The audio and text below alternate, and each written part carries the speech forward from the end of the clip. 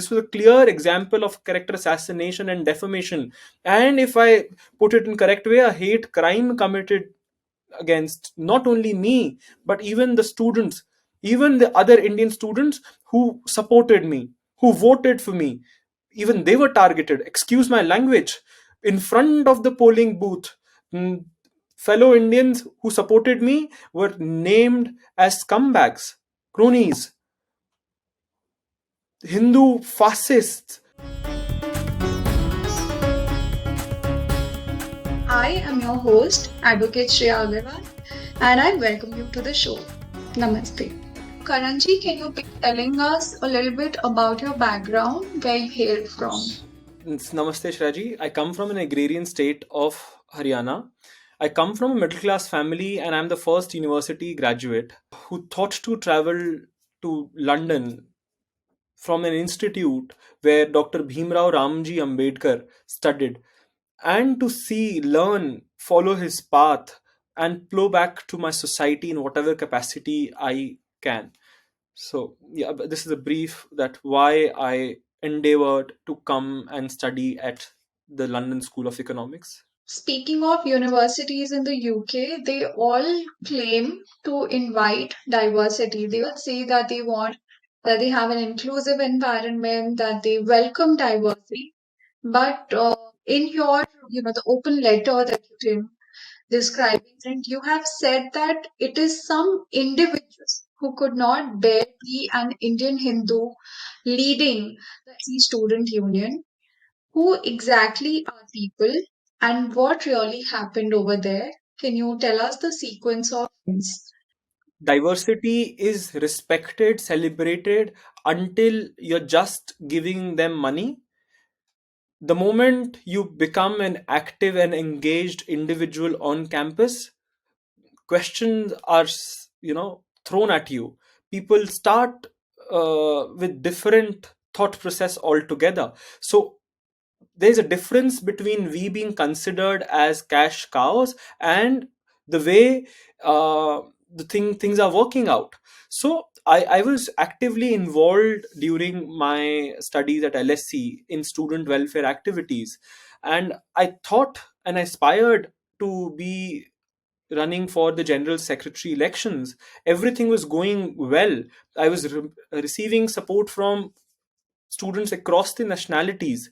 But on third day of my campaign, that is 24th of March, a smear campaign was launched against me. And all the WhatsApp groups of the societies, various society groups and departmental groups were flooded with messages terming me as homophobic, Islamophobic, transphobic, queerphobic. And it is more hilarious that being a man of color, I'm termed as a racist.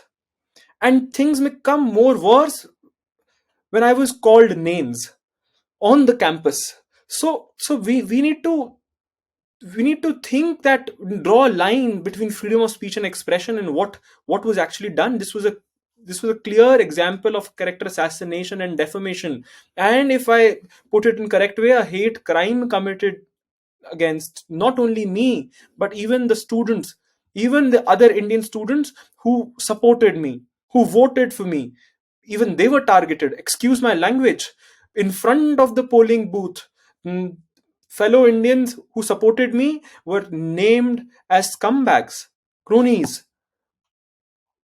Hindu fascists. So, is this a terminology in the academic sphere and arena we need to discuss and say about? I can't even, because on such social media platform, I can't speak certain terminologies publicly because my ethics and my morals do not allow them to speak. Would you say that what has happened was it a result of institutional bias? Were you just being targeted by individuals? That's again a question. That's what I'm saying, that it was such a smear campaign. All the WhatsApp groups were flooded with the messages, forwarded messages. I know few individuals, but the messages were forwarded by them. So, finding out the true source is again an impossible thing for me as an individual. It is the onus of the institution and the student union, per se, to fact find that what and who did this. Again, if not done, this questions upon the very accountability, transparency, and the democratic process and ethos of the student union. But they're keeping silent on this. What was it that sparked the whole outrage against you? I actually don't know, Shraji. Even I couldn't sleep for a couple of days, questioning myself why this happened. Even I had to Google out terms such as which were used against me, telling that an irony that being a color of men, I was termed as racist. I really don't. I wonder how these baseless allegations and claims against me turned up and tried to defame and character assassinate me. I actually don't know how and what happened to me. I was in a complete state of shock. Who exactly took the call to disqualify you, even though you're democratically elected? Who controls the student union? It's again a question comes up. The decision was of returning officer, but an returning officer, a decision which was not based on merit, a decision which did not provided an opposite party to present its side, a decision which had no evidence, a decision in which the complainant is not known and only the accused is harassed. So this basis, I actually wonder like what process was followed, how student union did it, who did it. But technically, legally, it's the decision of the returning officer. But again, there is a big picture behind it, which again I speak that a fact finding committee should be formed and things should be investigated in fair and transparent manner. And the returning officer that you're talking about, does he report to the university or is he a member of the student fraternity? It's separate from the university. It's the LSC student union. It's a body different altogether. So, in conclusion, would you say that you have, been part of this or been on the receiving end of this campaign merely because of your Hindu identity? What's Yes, your final yes, word on that? yes. Just because I celebrate my Bharatiya values, just I celebrate my culture, just because I celebrate and proud of my identity, my faith, my nationality, my culture, my heritage, I was targeted and I was on the receiving end. And yes, things question until proven contrary that this was the sole reason, because I was active and engaged Indian on campus, active and engaged Hindu on campus, who was targeted. I am a, no, this is a clear case of racism. Extremely unfortunate what has happened. We hope that the university does take note of, the letter that you've written, and that a fact-finding committee is appointed to ascertain what exactly has happened in your case. Uh, because it's the least that is expected of a university that proclaims itself to be inclusive and open to diversity. Uh, Moving on to Panditji now. Namaste ji, Jai Shri Ram. A pleasure to be with you, Shreya ji. It's a great place to start. Let's just backtrack for one moment. The incident itself, the sequence of events, are very telling. They're very revelatory. LSE and other Ivy Leaguers, as they call themselves, they lure students, and students attend them with the intention of studying and securing an education, getting a badge and a label which tells the world that they're hardworking people, that they have acquired certain abilities of analysis and everything else, and that they're eminently employable, ready to go out into the wide world. It's LSE's responsibility to safeguard those students. The appearance of these student unions and the extremism which is now entrenched in these students' unions, it's a fundamental flaw in the manner in which that responsibility I mentioned is being executed. It's totally inappropriate for a university or an educational establishment to lure students whilst they have within their sphere of operations such extremist voices occupying students' unions. You know, nobody would want to be a part of LSE Students' Union in and of itself as an entity. You'd want to be a part of it because it's attached to LSE. And so LSE must bear the responsibility for policing and ensuring the safety of their students. Otherwise, it's complicit. It's fully engaged and involved and blameworthy for the harassment and the bullying, the hatred-based bullying, which is now being discovered through Karan's courageous revelations of what he has been through. Exactly, Panditji. Speaking of courageous revelations, Rashmi ji herself has been through such an incident, very unfortunate. What's your take on the whole thing that has happened? And do you think that these days he has said that, Karan has said he was called homophobic, he was called Islamophobic, he was called a Hindu nationalist, and he was called many other things. But do you think that people are now being persecuted for their preferences? Namaste, Shreya ji, and thank you so much for having me on this show. Firstly, on the outset, I think I totally agree with Panditji's points here, and that LSE needs to take responsibility for what's happening to its student on campus, and that as a diverse community that vouches, to curate a safe, secure learning environment for its students, it needs to do more to ensure equality and unbiased treatment to all its students. That being said, I think this decade we see a rise on such incidents on campuses. I mean, when my incident happened at the University of Oxford, and despite being the rightfully elected president of the Oxford Student Union in a historic election with, landslide margins, for them to be, forced to resign from a democratically elected position um, due to similar allegations of transphobia, racism, anti Semitism, and whatnot, um, directed at my Hindu identity, and somehow contorted into the fact that Oxford is not ready for a Hindu president.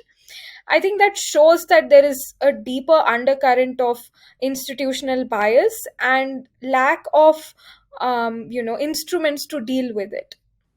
The moment somebody accuses an institution of institutional Islamophobia or anti-Semitism, there are definitions which are already adopted. There are frameworks in place that then come into force to protect these students and to evaluate these circumstances. But when it comes to hatred against Hindus, their stereotyping and their profiling, there is often a lack of understanding of the basis on which these accusations are coming out. And more often than not, these stereotypes are actually reinforced by so called academic studies. If you go out there and look at books, research papers in the social sciences or history itself, you'll find papers which say Islamophobia is bad, and these are the circumstances of Islamophobia, these are the circumstances of an Islamophobic incident. However, there are books and studies which go on stereotyping and misappropriating Hindu practices based on colonial tropes, based on tropes of other invaders who occupied the dharma bhumi, the janma bhumi of Hindu dharma, which is Bharat. So then there is this sort of carrying forward of the misappropriated tropes that Hindus are somehow fascists, whilst they've been the most persecuted community, ever in the history of time. First by the Mughals, then by the British, and I think the saga just continues. But then you find papers, you find books telling a complete other story, that somehow Hindus are the aggressors. So it's a clear case of continued misinformation that's been amplified using media, popular culture, films, and whatnot for for decades, for even centuries, I suppose. Now, and it just is coming to the surface now, because misinformation has its consequences. We saw that when the Jews were persecuted in Germany, misinformation was step one. So currently what we are seeing in this century is that this misinformation is translating to real time, problems on campus.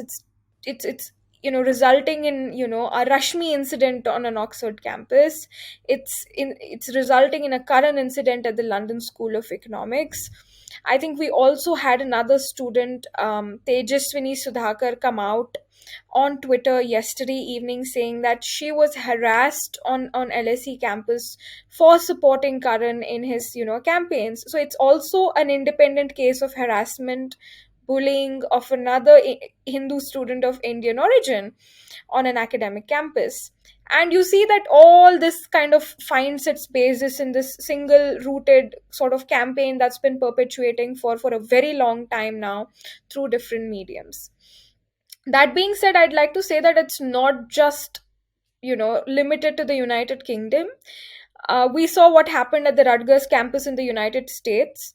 We also have, news and fights breaking out at the JNU in the Indian national capital of Delhi from time to time, based on such issues where, Hindu festivals are, often disturbed in their celebrations. So, fights break out and, people are not allowed. And then there are slurs, anti-Brahmin slurs written, that there are threats to violence against people belonging to a certain sub-community who are proud of their origins, who are proud of their dharma. So we see this continued trend on academic campuses across the world and beyond academia as well. So I think it's a deep-rooted problem, and something, if we look at with wider lens, goes beyond the campus of LSE and Oxford. These are just symptoms of a much, much bigger problem. Thank you for throwing light on the whole issue. Rashmi ji, taking forward the discussion, I want to know that do you think that in the name of diversity, there are people who are going and joining these universities, they're going abroad, but what is exactly expected of them is in fact homogeneity. They're expected to behave a certain way, they're expected to respond to a certain culture, and they're supposed to just adapt that particular culture and not show any kind of independence or pride in who they are, in their own identity. Uh, what's your take on that? And what do you think is the root cause of this whole approach in first inviting diversity and then rejecting it when you see it? I think it's not a matter of invitation. I think all of this follows the natural law of economics. Indians pay a massive amount to study at these universities, and it's a whole economy. The universities in the US, Northern America, or the United Kingdom, for that matter, would shut down if students from India or China didn't come in. Their research would be halted if the best brains from India or China did not come in. Indian brains are responsible for some of the top research that's coming out of the UK as well. So it's not just money; it's also the brains which they're importing. But I think there's a certain expectation of the behavior which is expected from these people. You're supposed to just do that, just be a student, just be a researcher, to benefit the larger cause and the larger idea of a Western world. The minute you take leadership positions, the minute you try to assert your origins in these spaces, you're immediately shunned because they do not want that. This is a cycle of modern slavery, as I'd like to term it, wherein you expect people from the East and other countries with a lot of knowledge, with a lot of good work ethic and good sort of contributing power to come in and prop up your economy, help your country with other things, with the intellectual capital, etc., but kind of toe that line and not take up leadership positions. They have a problem the minute you try to dictate the terms. You're supposed to be there at their terms, but the minute you try to take charge and try to dictate terms, because you are a stakeholder by the end of the day, the minute you claim your stake, you're pulled down. I had an exceptionally comfortable experience at Oxford as long as I were a student, It was very inclusive, it was very happy. In fact, I was invited to almost every other event because they wanted a person of color to, tout their diversity quota.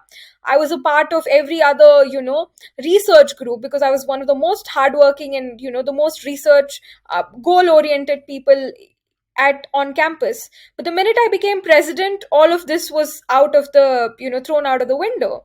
The minute I became president, I was no longer, a highly achieving student who's contributing actively to the sort of Oxford experience that they claim to, that they claim around the world. I suddenly became transphobic, racist. I mean, accusing a brown person of racism, seriously, accusing a Hindu person who's, inclusive of everything of transphobia, accusing Hindus who've always accepted Jews and never persecuted them of anti-Semitism. Can you imagine these things? No, but the minute I became president, I went from being an exceptionally well-performing student to all these, perpetrator of all these crimes. So I think that is the fundamental thing that we all need to understand, that we all need to address, and that we need to have a cognizance of, whilst dealing with such institutions. And we need to stop being gullible that, just because we are given a seat at the table, that, somehow they've become accepting of us.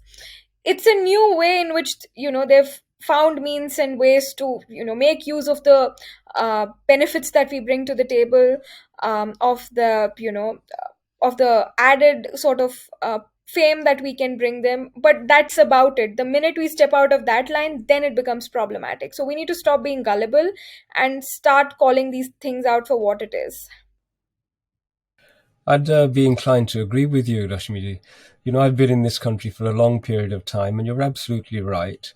It's almost as though there is a framework, and that framework is used to embellish the credentials of the host community. So if you have got all of the boxes ticked, then that's great. It's diversity, but the appearance of diversity. Nobody wants to deal with the discomfort of genuine diversity because it challenges the very premises upon which these societies function. And I was just reflecting upon what you were saying. Our tradition is very heavily engaged in satya. We try and see the reality of things.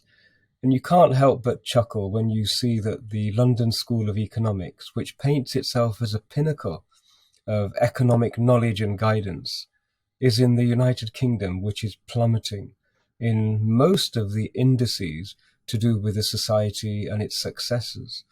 There is an economic meltdown going on here. You would expect that the country in which Oxford University with its PPE, Cambridge with its incredible research facilities and printing, globally famous printing capacity and publishing capacity, and then London School of Economics with its amazing research on every dimension of economic activity. You'd expect this country to be the poster child for peak human civilization.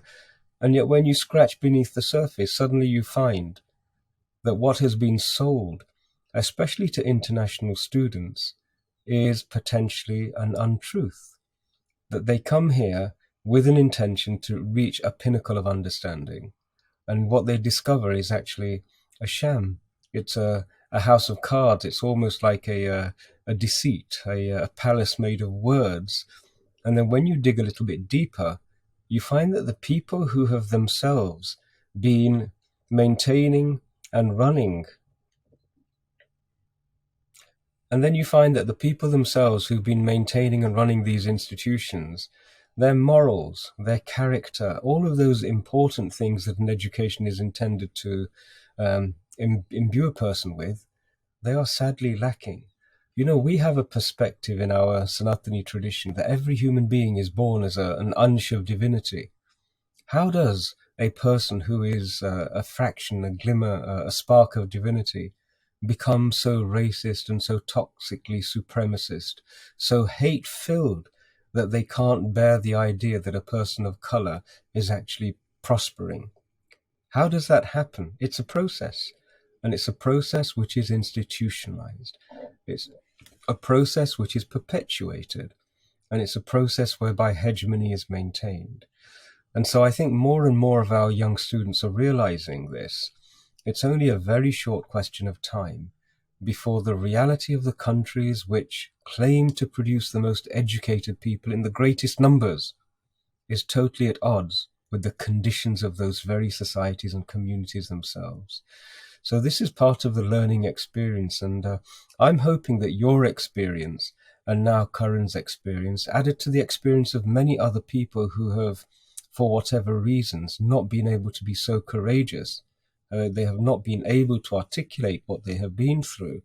I'm hoping all of these experiences really are taken on board, and parents of vulnerable students, as well as students themselves, weigh up very, shall we say, with a great deal of attention, weigh up what the benefits actually are. If the only benefit that you're going to get from spending so much money and putting up with such an unpleasant, toxic atmosphere is that you can go back home and say to people, yes, I've got an LSE degree. It's a huge price to pay, especially when those institutions themselves are falling in terms of their capacity to fulfill the educational needs of a new generation. So I'm hoping that there will be goodness coming out of this. And as you know, I've always applauded the courage that you have portrayed and displayed by example. You fulfilled the role that was required of a dharmic person to a T. And I'm hoping many others realize that this is the requirement. Karan also, I'm sure, will realize this. As Panditji also, elucidated so nicely, I think it's about these institutions seeking to, retain their supremacy by means of exploiting talents, but at the same time retaining control. And that in turn leads to such events wherein Indian and Hindu students are welcome as long as they are exceptionally brilliant in contributing, but not welcome the minute they try to take charge and claim stake. So it clearly shows that this is an institutional problem with the way that these institutions are, set up. The only thing that they've done is they've occupied the highest sort of um, position in the economic tree. They've retained monopoly, and that's the only way that they've made money. If you look at the past, of economics and everything, India was a manufacturer. It manufactured luxury goods, it exported it around the world, did honest work, and got paid for it. But what the British did was it colonized the world, plundered it of its resources, and then monopolized markets when it went back. Indeed, leaving many countries in a perpetual state of colonization, including India, because all we would do would be making up raw materials and selling them at substandard rates to these countries that would then finish them and then distribute it across. So all they've done is maintain that supremacist position, maintain that hegemony, maintain that monopoly over things, maintain that control in order to prosper. That's been their formula to prosper, and that's been the institutional thought process. Whilst our institutional thought process has been genuine hard work, seva, contribution, and creating an ecosystem where everybody can prosper equally. So when there is a fundamental difference in the way institutions have been propped up by the West and the East, I feel like there is a core difference in the way that treatment is also meted out. So I think that is a problem, and I think you'll see these problems more of coming up in India as well, because unfortunately our systems are also colonial. We are yet to sort of reclaim we are yet to decolonize. Our education systems are so colonial that these problems are bound to come up, because the thought process, the whole idea of, prosperity, advancement is based on exploitation and not on, seva and taking only how much that you need and replenishment in equal needs. So when there is this mad necessity for control supremacy, I think bias comes naturally, and it is unfortunately an institutional problem. If I may, it must be a very difficult position to find yourself in history when you have acquired a position, you have acquired a status, you have clothed yourself in all of the attributes of being civilized. When you have got institutions which defend rights and everything else, and then to have it disclosed as being built upon the worst atrocities, the hidden history of how you acquired your positions and status, those hidden histories are a terrible legacy to have uncovered. And so how do you maintain your position? What you do is you prevent anybody from talking about those histories. You prevent people from having the conversations about your past, and you do it by continuously pointing the finger at them and their past. But this is a trick that I think has now become so wearisome, and almost in every corner of the world, the global south especially, non-white peoples especially and particularly, are having these conversations. And every day we are seeing the social capital, the credit that had accrued to the Western civilizations and the positions of policing the world that they had occupied in every sphere. We see them corroding. They're collapsing in front of us. And it's a part of a process. It's quite strange because I wrote to a number of the large institutions almost a decade ago, just confirming and advising that, in my opinion, the act of decolonization would reveal the reality of what the global north did to the global south.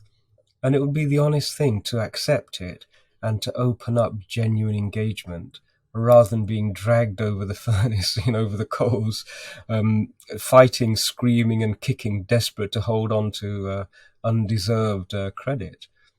But that's the nature of the beast we're dealing with.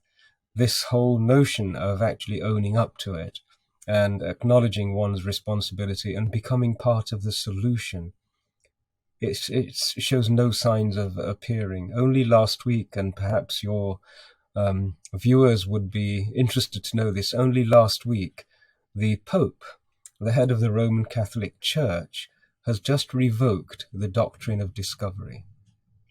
Only last week. Can you imagine? Nothing more horrific has ever existed in history than this doctrine which said if you're white and Christian, you're a human being.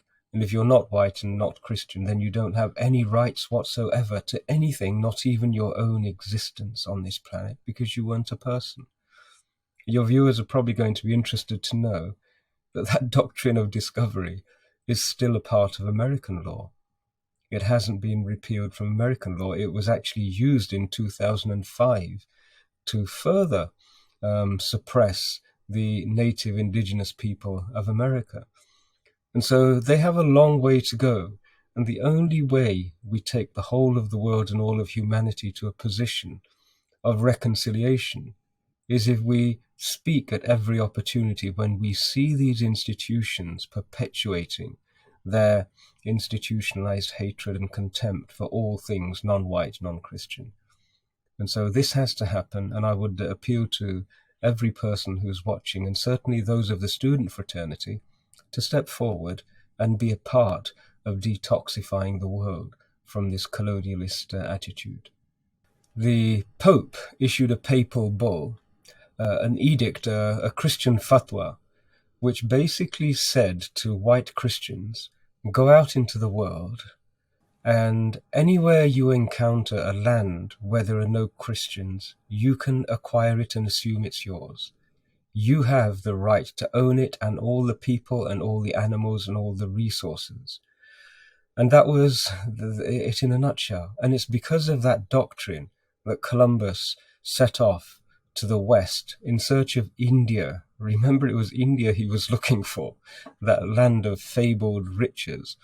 And when he arrived in the United States, as it's now called, with the blessing of the God of Christianity. He assumed that he could do whatever he wished, and all of the worst appetites of people who were actually barbarians by every description, they satiated all of their vile demonic appetites on non-white, non-Christian people. And they were able to do so with the divine blessing of a Christian God. That's what the doctrine of discovery was. Every time you use that word discover, you should mentally also connect it to the doctrine of discovery. You know, we have so many genuine discoveries in the Bharatiya literature. You know, whether it was the understanding of gravity, the distance between the sun and the earth, all of these amazing things, the number zero, etc., etc. When white Christians came to India, they did so with that understanding that they could take whatever they wished and claim it for their own. Only last week, I came across an article whereby a white Christian yoga practitioner had suddenly announced the discovery or the creation of authentic American asanas. Okay, so it's that same desire, isn't it, to rubber stamp everything with your ownership and your title, with no regard to lineage, no regard to the original conceivers, creators of any understanding. And as I've said, it's been in place for several hundred years. It was in the 1500s when this was issued as a papal bull. And it's only now been revoked. And it's largely been revoked because of the demands of the natives of Canada, who disclosed that over 150,000 of their children had been kidnapped under the threat of violence. And they had the worst horrors inflicted upon them imaginable. When the Pope visited, he gave a very mealy-mouthed sort of typical apology, but they said it's not enough. We're not buying this Kool-Aid anymore, as the youngsters say these days. They said, no, we want to see something more tangible. And they demanded revocation of this doctrine of discovery. And it was revoked last week. So there is a lot of work to be done. We mustn't make the mistake, and I think sometimes I feel our Hindu children do this, of assuming that they're playing on a level playing field.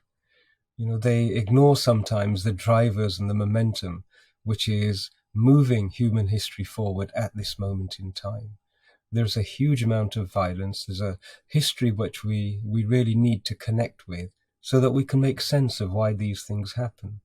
Imagine if Karan at LSE or Rashmiji at Oxford had been fully aware of the real history, the colonialist history of the United Kingdom. If they had been aware that Oxford University was set up originally to train people to go out and rule and dominate, and that's its original perception, their vision of Oxford might have been different. The manner in which they were able to engage might have been different. It may have been more robust. They may have been safer. So there is a very real necessity for every Hindu child, and indeed, I say every person in the Foreign Service, to be taught the real history of the world before they go out into the world with rose-colored spectacles. A bit more preparation is necessary. Education is really how does one prepare for a life, and for Hindu children to prepare for a successful life in this world. It's vital that the foundation includes an understanding of what has been done to our ancestors, what is being done at this very moment in time, and what these barbaric civilizations, if that's a bit of an oxymoron, isn't it? What these barbaric civilizations are still trying to do. Do not assume for a moment that the energy and the vision which drove the desire to colonize has disappeared. We are the last surviving pagan civilization still connected to its roots. We have very vibrant fibers connecting us to our past and to our past teachers, to our scriptures. You know, our land carries our history still, and the attempts to destroy those connections are very present. And so it's not stopped. The world is still dominated by quite unpleasant people as far as Hindus are concerned. And we have to make sure that our children are aware of it and ready to engage with it with courage and with optimism. And I've had a conversation with a number of members of the Indian government on this very issue. And, blind optimism is not a foundation upon which to build the education policy of a nation. The analogy I presented to them was an analogy of what happens to the fizzy drinks industry. The fizzy drinks companies from the West came over with the best of intentions. They wanted to invest in India, help build the economy and all of that sort of stuff. And what they actually did was destroy the indigenous industries which had been creating incredible drinks for a long time. And that's what happened. And I'm absolutely confident that the intentions that Harvard, Yale, Oxford and Stanford have in wanting to come to India, those intentions are not honorable. There is no way that a Rutgers should be allowed to lay its established roots in India as long as atrocious complete fabricators of history and people with malicious intent towards the indigenous people of India, such as Audrey Trushke, are still present. The door should be closed to them. We've seen how Harvard itself has been operating a discriminatory entrance policy, denying people of an Asian origin equality of entry, and yet they preach meritocracy. All of these issues I would go through with a fine-tooth comb. When a person applies to join your organization as an employee, how deeply do we scrutinize their CV? We look at their past performance, we look at their utterances on social media, and that should be done for any institution wanting to establish any sort of presence in India, especially institutions which are notorious for colonizing the intellectual space. Well, I think it's nothing new. I just put words to something that's been prevalent in the British, society for a very long time, and I think Satish ji can also relate to this. It's nothing new. Everybody knows about it. It's just that nobody bothered to put it on a paper. I mean, I think people did bother to put it on a paper at some point, but it took a while for it to actually reach the parliament and for us to have some events around that. I think Satish ji has actually done some events around that, but this is one more sort of event in the same effort. I think it's exceptionally important for us to formalize, to put our experiences in writing, to put our problems in writing. We believe that just talking about it solves the issues. I think it's extremely important for the Hindu community to actually record its experiences. All of the atrocities from the Mughal period, there's no written account. All the atrocities which happened during the British period, there's actually a justification to that, but there's no first-hand account of what really happened. So similarly, I thought at least in my time, I've seen some things. I've been alive and around during the Leicester violence, and I thought it was my responsibility to put it in writing and to do my best to kind of convey to lawmakers who have the power to bring in some changes that can, perhaps go a step closer towards safeguarding the Hindu community in Britain. That being said, the report itself found traces of established territorial majoritarianism in the UK. It's not a existing social phenomena in the United Kingdom, but unfortunately migrants from uh, Bangladesh and Pakistan seem to have, there's a phenomena called transnational political externalities where migrants bring along their, political preferences and issues from their countries of origin. And majoritarianism is a huge issue in Bangladesh and Pakistan, which has driven the Hindu population to an absolute extinction. Currently, Pakistan has under 1% Hindu population. Bangladesh has seen the halving of Hindu population in the past 30 years, from 12% to over 7% now, and it's predicted that in the next 30 years it's going to go up to an absolute zero. So you see that there's a trend that, there's this trend of majoritarianism, of persecuting minority communities. And in the sort of Leicester community of East Leicester, where there's a huge Muslim population from these countries and a very minority Hindu population, we saw that this was the prevalent problem. So the Leicester violence happened in East Leicester. It didn't happen all over Leicester. And East Leicester, unfortunately, happens to be the ethnic enclave, as we'd like to call it, of the Muslim community. And we saw that in the months leading up to the violence, there were slurs, there were, tiffs with respect to, oh, this is our area, and you're supposed to do this and that, in a country that's welcomed migrants of different religions. There was this propagation of one particular religion that happened to be majoritarian in that region. And even during the violence, we recorded statements like, "We will clean you," like we did in Kashmir, coming out, as corroborated by reports which have been released by the Henry Jackson Society as well. So we have corroboratory reports in addition to statements from victims, to make sure that it's a very foolproof account of things.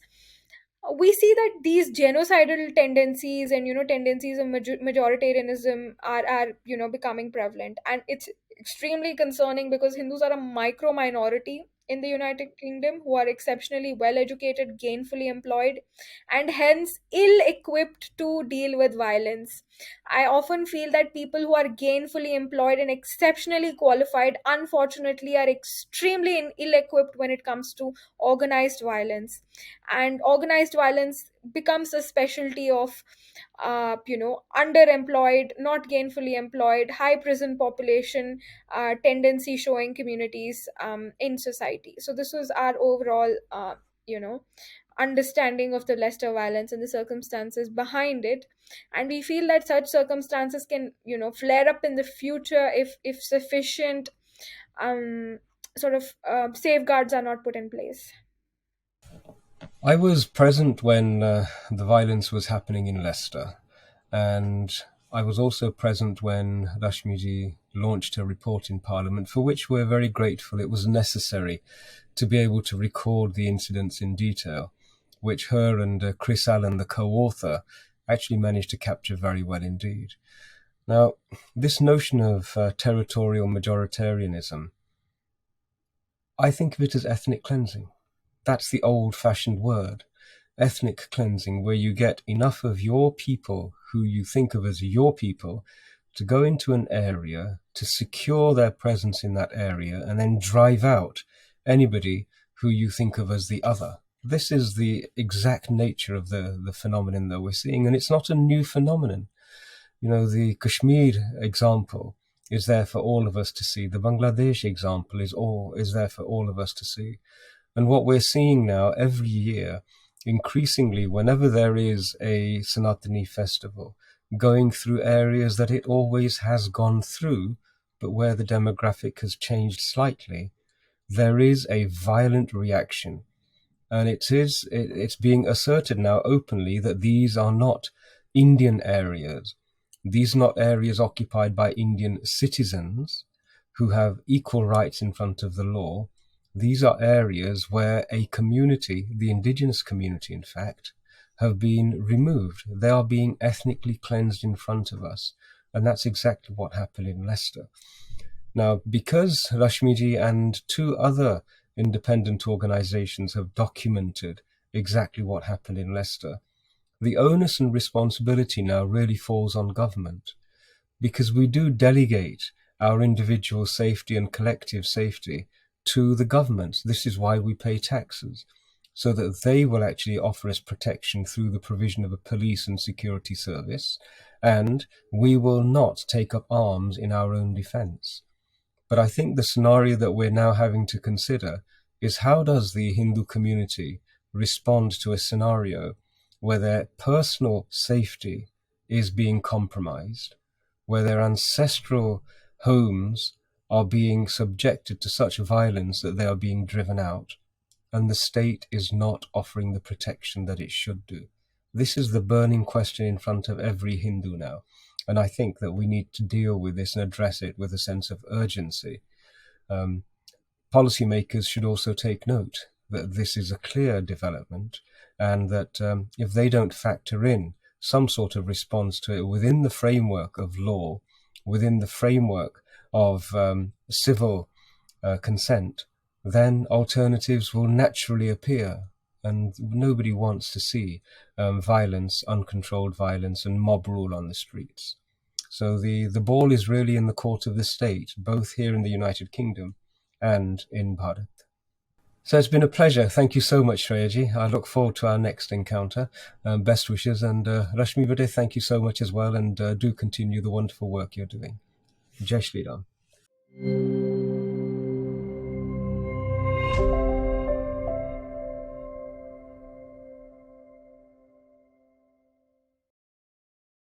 Please remember to subscribe to us and switch on the notifications for this channel. For our other social media links, more content, and to support our work, please visit citti.net. Dhanyavad. Namaskar.